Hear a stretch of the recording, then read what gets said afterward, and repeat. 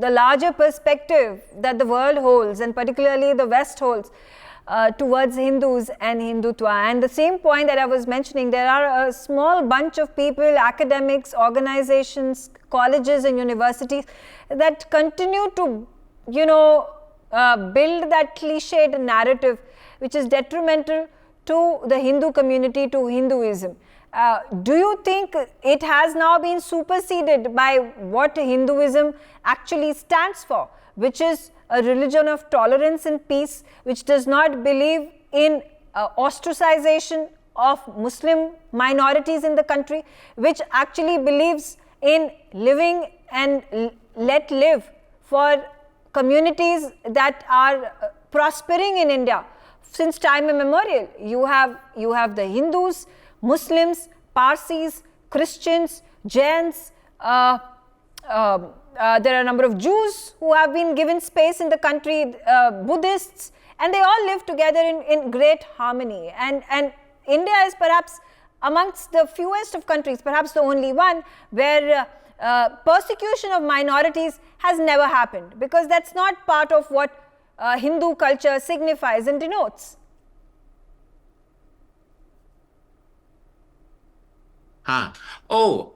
Look, I think you've said that perfectly. What can I add except to pitch for Sydney and where I come from, Australia?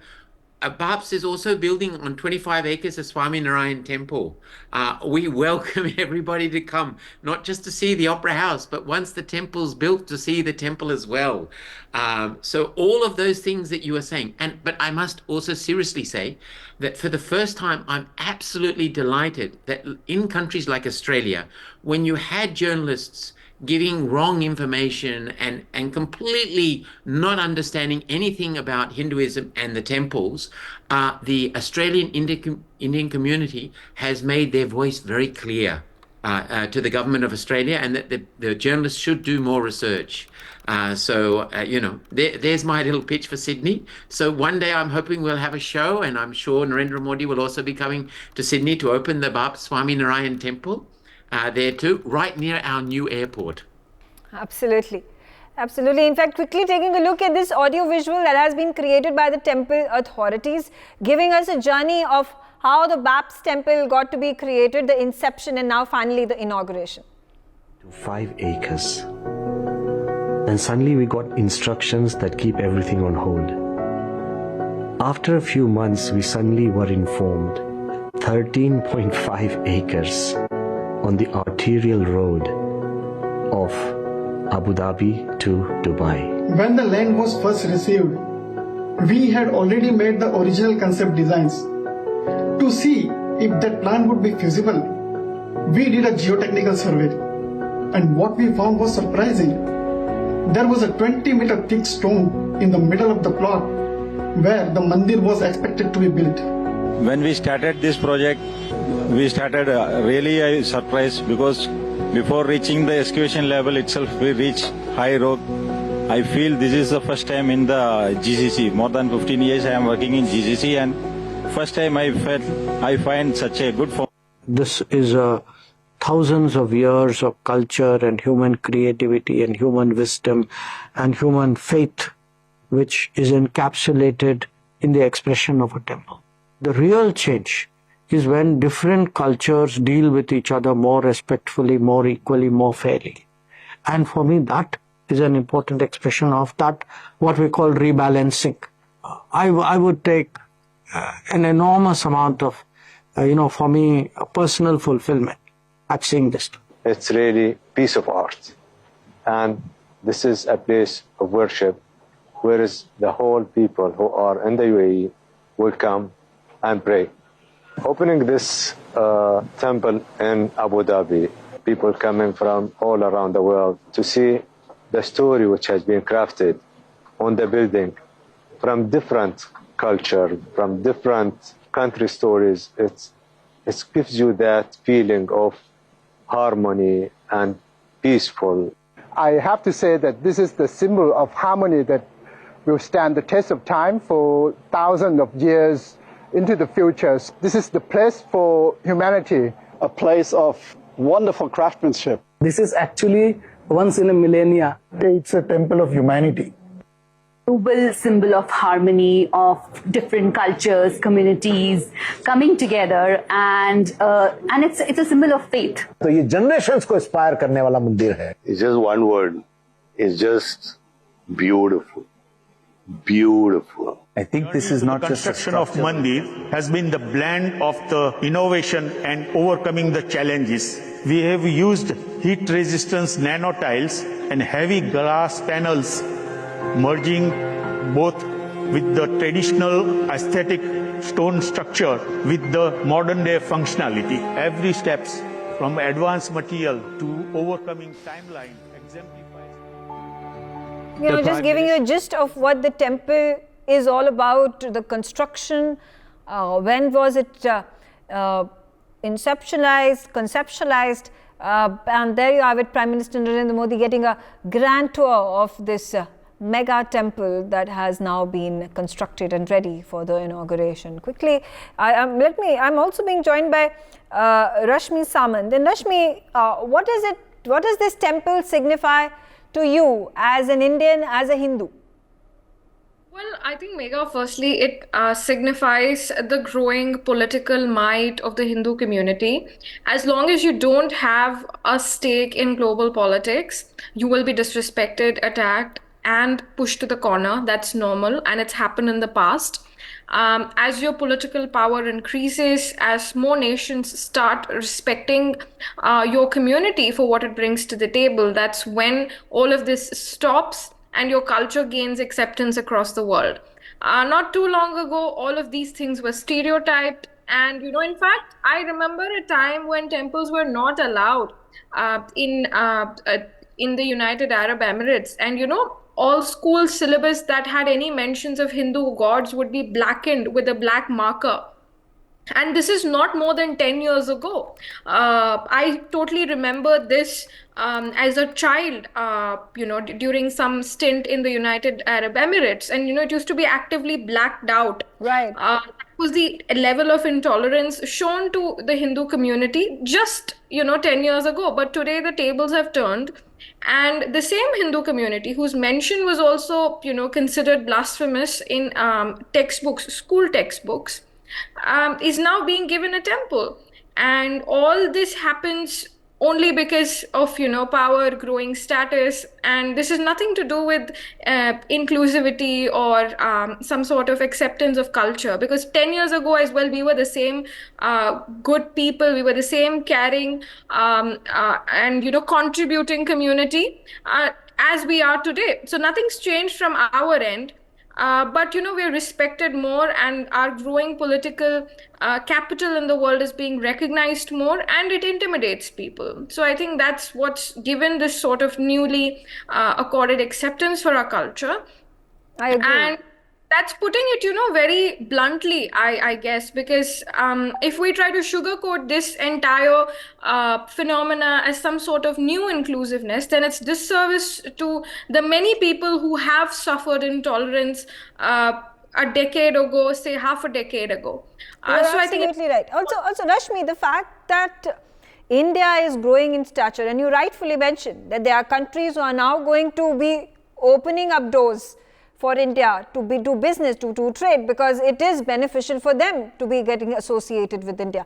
And the fact that as the leader of our country, who's Narendra Modi, has heralded the global power that India has now become, it is being reckoned with across the globe, but also at the same time sent out the message to the world about what Hinduism stands for, who a model Hindu is, what is it that a Hindu signifies or stands for or represents, because there are and it has been, in fact, over the period of time, the kind of narrative that has been built about how there is ostracization of Muslims in the country, how India and Hindus are an intolerant community, which is far from the truth. So the fact that credit has to be given where it is due for a leader like Narendra Modi to carry forward the message of Hinduism and what it truly signifies. Well, Megha, I think the credit is due. the credit is appropriately due to Narendra Modi. He's played a huge role in making all of this possible. But I don't think, it's due to the lack of information about Hindu Dharma. There's always been enough information that it's an inclusive faith. These stereotypes have been nothing but a byproduct of this global campaign to, subterfuge and to kind of keep the Hindu community from gaining its true potential. And that was because of, misplaced priorities of our leadership. Right. That, did not have this internal belief that we were a great community.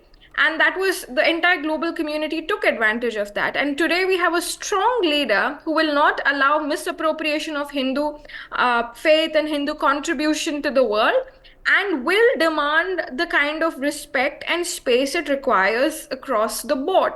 So I think that is what is happening.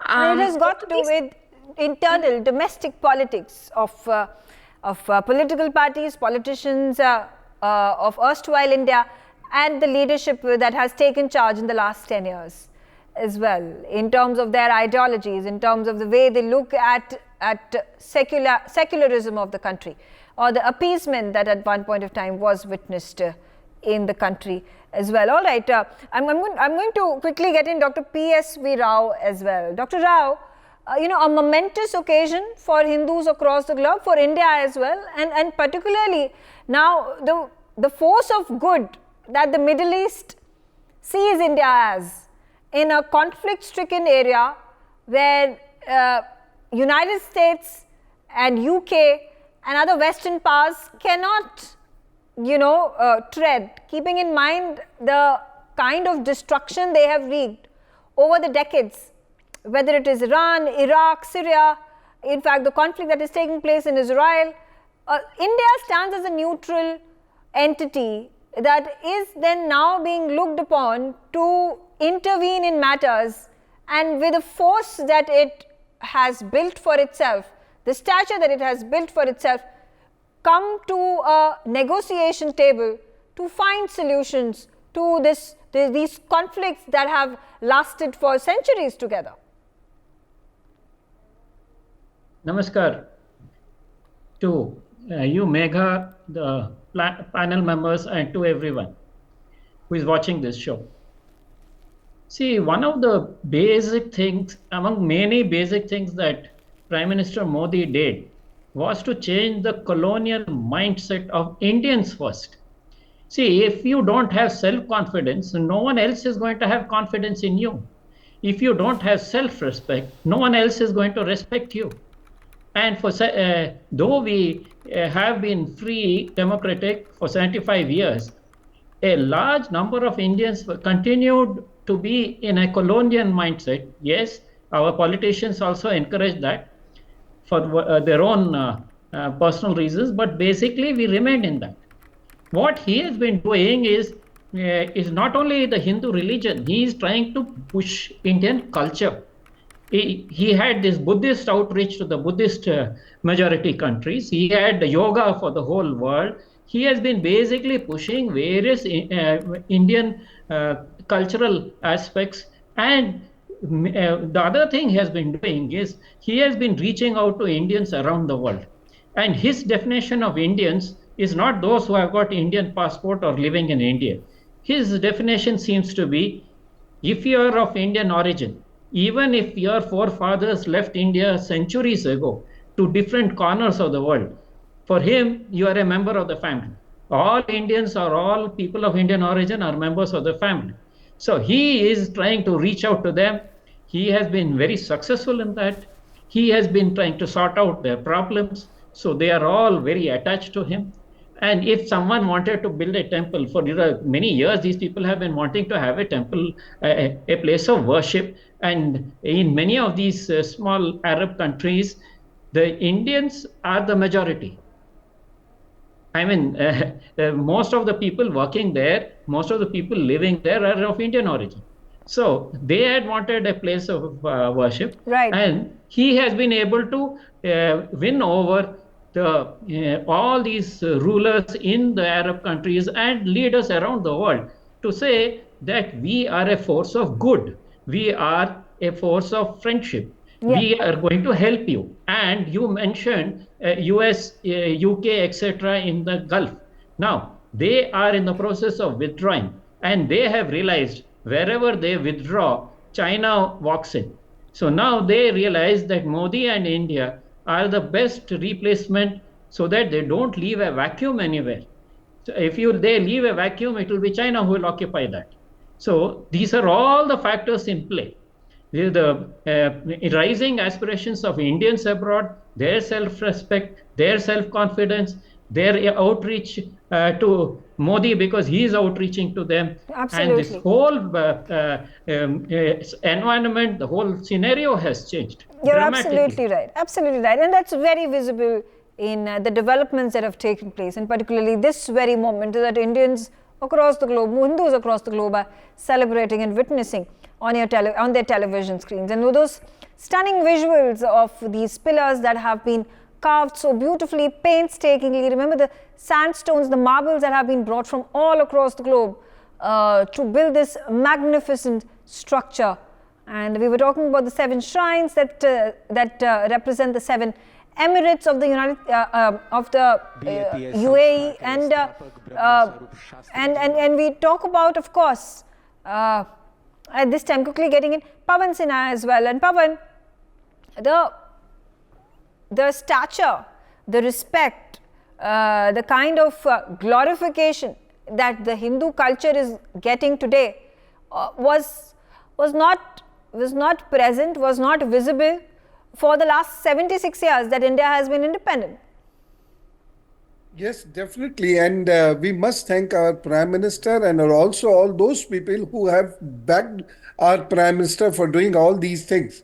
One thing I would like to mention here, that it is the victory of Indian spirituality, Indian religion, and also it is the victory of Indian foreign policy.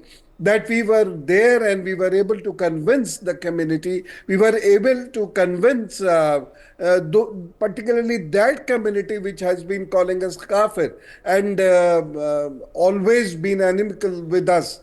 So this is definitely is one of the most nice movement from Ayodhya to Abu Dhabi, that the flag of Sanatan is being hosted. I like to mention the word Sanatan because it collects all the ideologies within Sanatan Dharma. So this is a wonderful movement, and I think every Indian would be feeling proud of this temple. And Ayodhya temple also, and you might have seen that the temple which is built in Ayodhya is similar to what is built in Abu Dhabi. Okay. So this is particular Nagar Shaili, and which is giving us pride. Okay, I'm going to quickly interrupt you. Let's quickly actually dip into these prayers that are taking place, where Prime Minister Narendra Modi is also partaking in them. Let's quickly listen into those mantras that are being chanted at the temple right now. अथ संकल्पः अब परम पूज्य महंत स्वामी महाराज और माननीय प्रधानमंत्री श्री अपने दाएं हाथ में जल का चम्मच धारण करके इस मंदिर के लोकार्पण का संकल्प करेंगे। नमः परमात्मने श्री स्वामिनारायण परब्रह्म पुरुषोत्तमाय तत्सत्।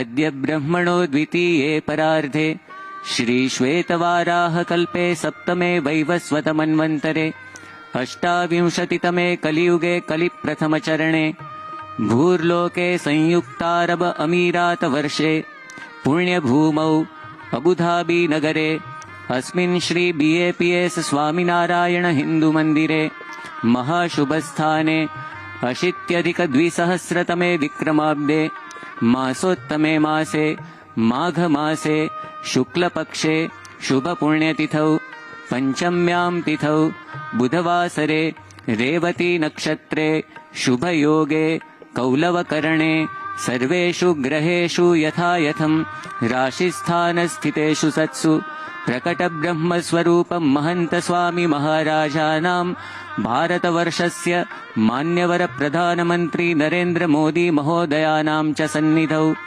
मम तथा च आत्मनः एतन्मन्दिरद्वारा विश्वस्मिन् संवादिता शान्ति सौमनस्य सौहार्द सम्पादनार्थं भारतीय संस्कृति सुप्रतिष्ठा हेतवे सर्वेषाम् आयुः आरोग्य ऐश्वर्य अभिवृद्ध्यर्थं धर्म अर्थ काम मोक्ष फल प्राप्त्यर्थं अक्षरपुरुषोत्तम महाराजः श्री राधा सहितः भगवान् श्री कृष्णः पद्मावती सहितः भगवान् श्रीनिवासः श्री सुभद्रा बलभद्र सहितः भगवान् श्री जगन्नाथः धर्मशास्त्रा श्री अय्यप्पा स्वामी श्री गणेश कार्तिकेय पार्वती सहितो भगवान् श्री शंकरः श्री हनुमल लक्ष्मण सीता सहितः भगवान् श्री रामचंद्रः संकल्प सिद्धिमूर्ति गुरुवर्य शास्त्री जी महाराज गुरुवर्य प्रमुख स्वामी महाराजौ.